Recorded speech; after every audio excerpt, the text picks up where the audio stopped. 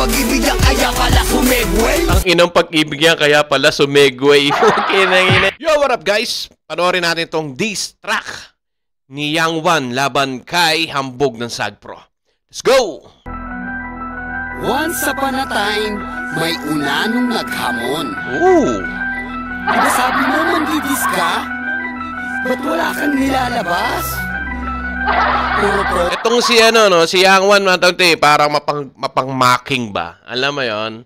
Yung parang mapaghamon talaga siya no. Talagang pag napikong ka rito, talo ka. Us? Puro ampa? So? Puro dada? Puro forma? Sa liit mo hambog ay hindi ka aabot sa akin kahit ng mga lahati. Yung dating bantog ay mas lalong umina. Kaya hirap na rin siya ng mga abante. Kung paring hambog, puta pare ng liga. Nang binulago kayo huwag kang makapante. Hindi masama na sa akin ay aminin mo na pumilip ka rin. Pero dito sa akin tago, itanong mo siya elutay-bay. Sure na all na lablat at nambaka sa akin ng mga chiswak ang bombay. Ang inang init no? Talaga may pinaguhugutan to si Yang Wan eh. Kakabayad utang tong unano na pasiga-siga at payutay-yutay puta sa aking goodbye. Limitado lang ang bobang kaya mo na abot ay pansin ko lang ang inasamon na itong padalinganin. At kahit babalik ka rin, sa babalik ka rin. Yung balik mo tindihan mo pre, dapat mag-i-end. Harap naman kung saan dapat bakbaan. Mga bulok mo na estilo na basang-basa ko na. Iiyak, gagawa ng multi, iwa-wordplay. Tangin ang pag-ibig yan kaya pala sumegway. Ang inang pag-ibig yan kaya pala sumegway. Okay na ina. Di ba si Hambog ng Sagpro ano to? Isa rin sa mga gumagawa ng mga love song yata. Correct me if I'm wrong ha.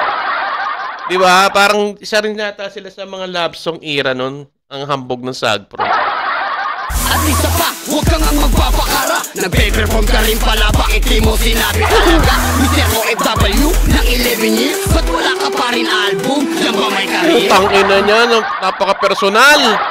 500 million views mo pala, galing pala yun sa pagdadabing mo. At yung pagdadabing mo, naging tulong, kaya nakilala ka dyan sa sinasabi mong putang inang. Nagdadabing? Oo!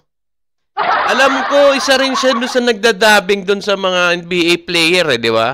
Tama ba? Yung parang Bisaya, ano ni Lebron, ng kahit sino NBA players. Tama, di ba? Ari mo. O ano na, okay na kami sarap. Hindi ka na kailangan dito. Sige. At saka yung grupo mo sinabi mo hindi mo iniwan, di sana kasama mo dyan sa Amerika. Bago-awa ka na, yung ayong hindi nang iwan. Kaya pala hambog, lakas na magkanginan-inan.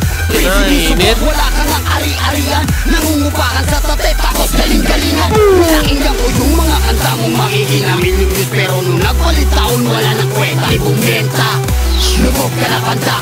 Kaya bumabalik eksena, tangina. Dito ka na lang sa diss track. Hindi ka pwedeng pang-rap battle. Wala kang flip-top, wala kang bahay-katay, wala kang sunugan, wala kang PSP. Tangina ka, masyado kang asyumero. Napakainit ng diss track ni, ni Yang Wan. Talagang tanga na. Sa kanya talaga kay Hambog talaga yung pagkakabanat Diba? Kulang na lang buong pangalan Diba? Dahil sa pagkakabanat. Ano kaya sasagot ni Hambog rito? Palit mo sa paningin ko, gago. Philippine Rap Olympic 2021 Freestyle War Kings Champ. Yang Wan, motherfucker. Kaya pala.